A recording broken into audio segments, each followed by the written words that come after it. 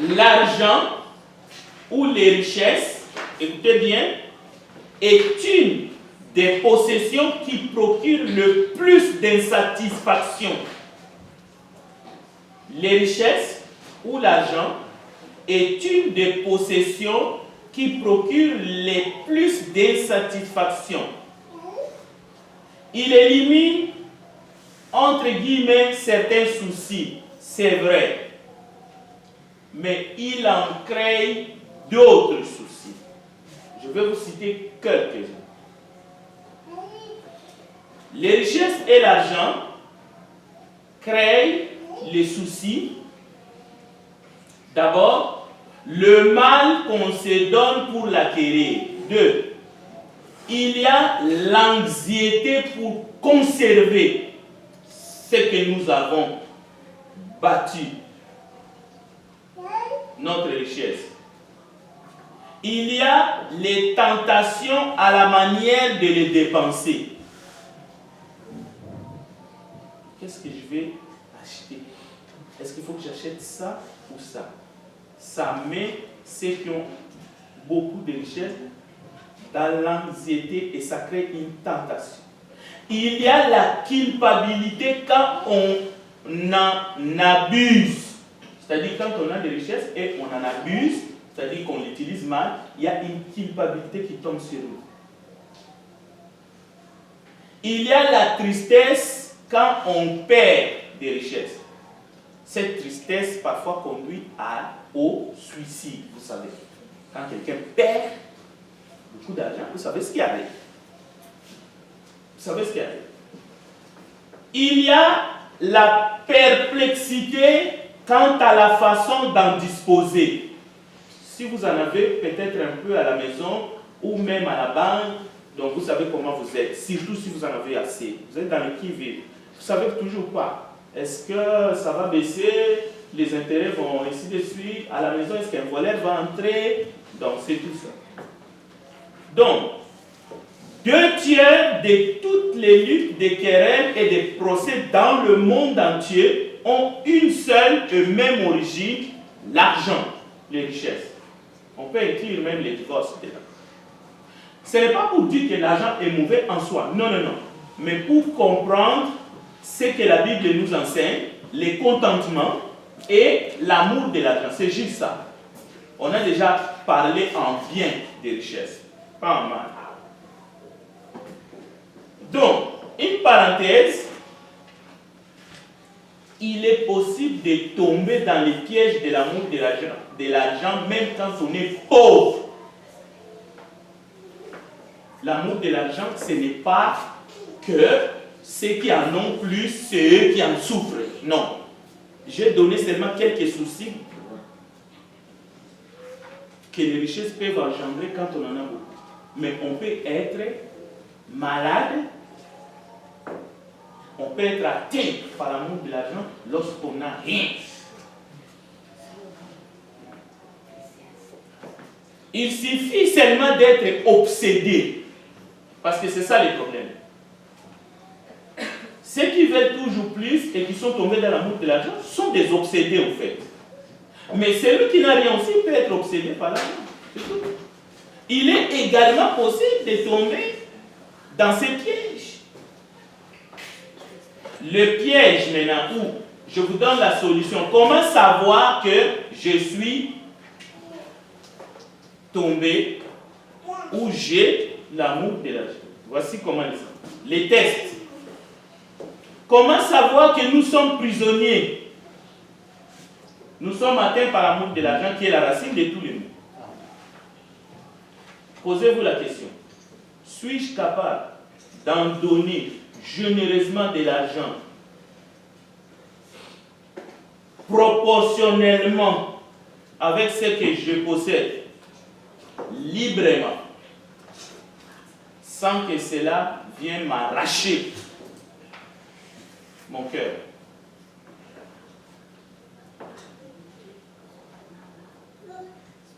Voici quelques questions que nous pouvons nous poser. Pour terminer, le matérialisme, c'est le désir d'acquérir de consommer toujours plus. Et cela a affaibli l'Église en Occident aujourd'hui plus que n'importe quoi. L'Église est faible parce que les membres sont atteints de ces vices. Non seulement ils ne contribuent pas, mais ils ne sont pas là.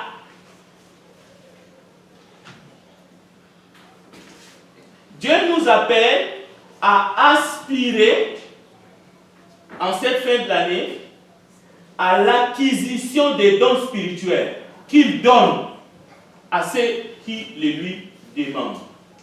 Dieu veut aussi que nous progressons dans notre connaissance du Seigneur.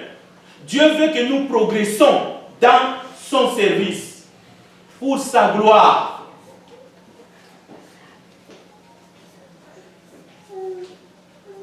Mon style de vie actuel est-il en harmonie avec la parole de Dieu? 2. Devrais-je réduire mes dépenses pour pouvoir mieux servir Dieu, mon Seigneur? Devrais-je réduire mes heures d'occupation pour me mettre au service des autres et au service de l'Église?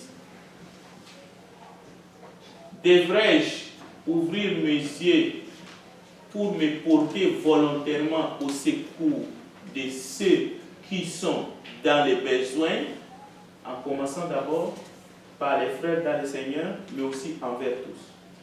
Hébreux chapitre 13, versets 5 à 6, et je prendrai quelques questions dans les 5 minutes qui restent. Lisons juste les textes. Hébreux 13, 5 à 6.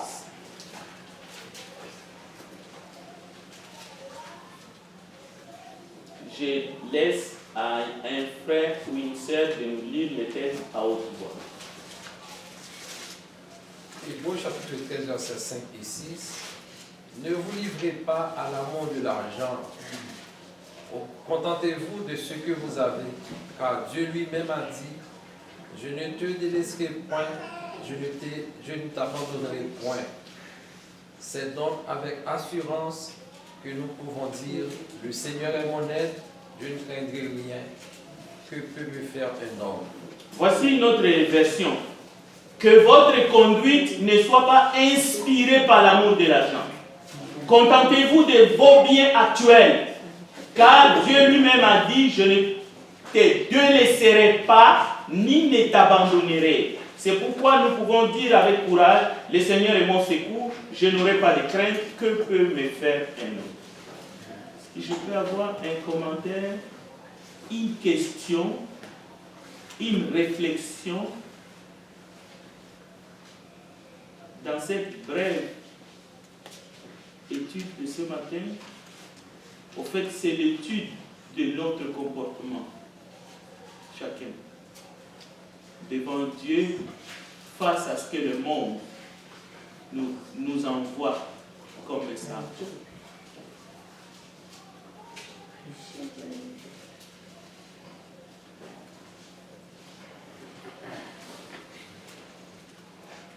Frédéric. Oui. Alors, je comprends que au fur et à mesure qu'on s'avance dans la vie, on comprend que la vie chrétienne devient de plus en plus difficile dans ce monde.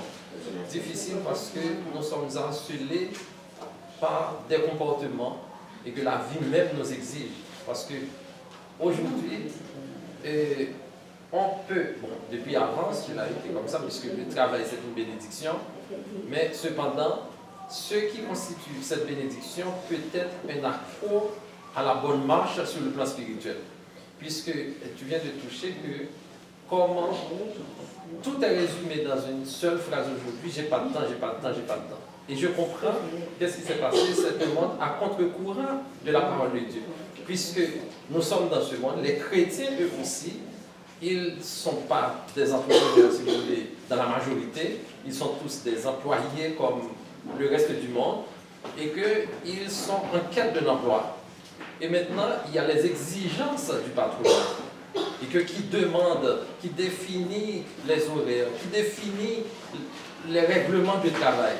Et maintenant, nous sommes tiraillés entre qu'est-ce qu'on fait? Est-ce qu'on doit obéir au patron ou est-ce qu'on doit faire plaisir à Dieu ou bien en se donnant à lui pour son travail? Donc maintenant, si on fait choix, on dit que, eh bien, moi je veux une vie qui s'approche plus près du Seigneur. Maintenant, de l'autre côté, le travail, si vous ne pouvez pas vous soumettre à ces règlements de travail, vous perdez votre travail.